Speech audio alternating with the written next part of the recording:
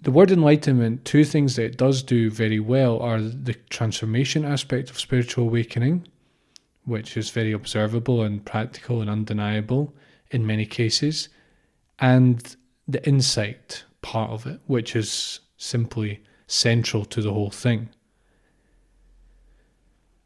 But let's go back a bit to the downsides. The other problem with the word enlightenment is it creates false expectations in many ways. For one thing, it can imply a single moment of insight because you use the word enlightenment as though it's a single thing.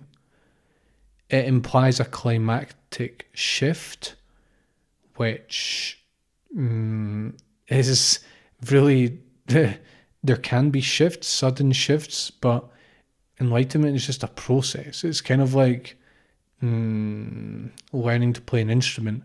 You don't all of a sudden just learn to play an instrument. It builds up over time and it goes deeper and it goes broader and there is really no end. And enlightenment is the same. It implies a monumental discovery.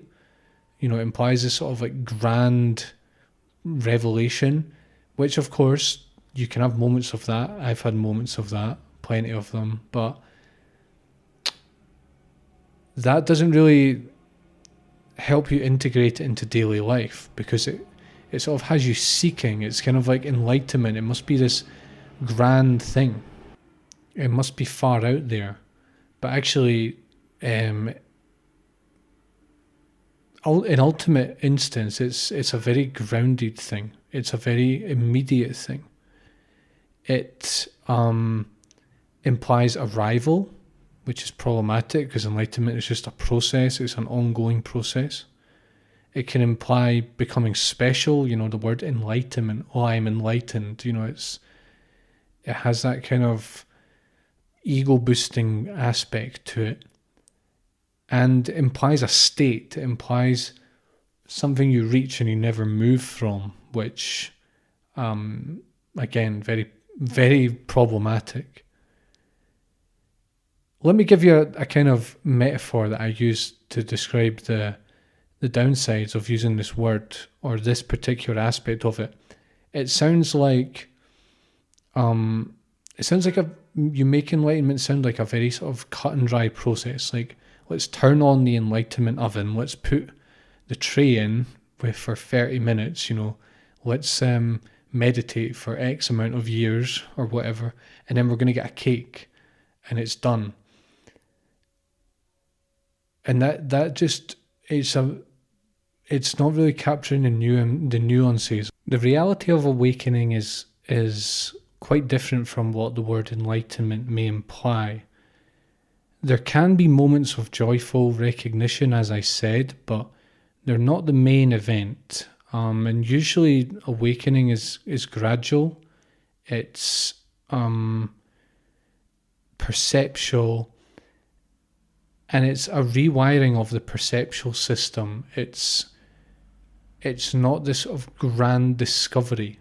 In essence, it often happens intermittently, so you can be, doing a spiritual practice for months and not really notice any progress. And then all of a sudden you have a shift and you have a sudden insight, or you have a sudden shift.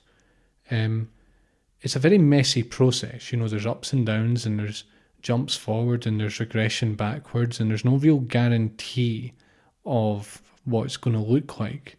It's this continually shifting process. And it's got a very different tone about it to what the word enlightenment may imply. It's more grounding and sober and steady and ordinary than, the idea of like this amazing transformation, this sudden kind of like realization or insight, or any kind of ideas about becoming some supernatural spiritual being.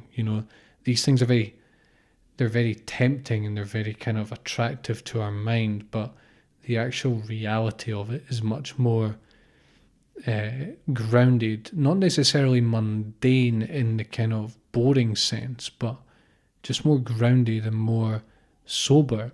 It's a sobering process.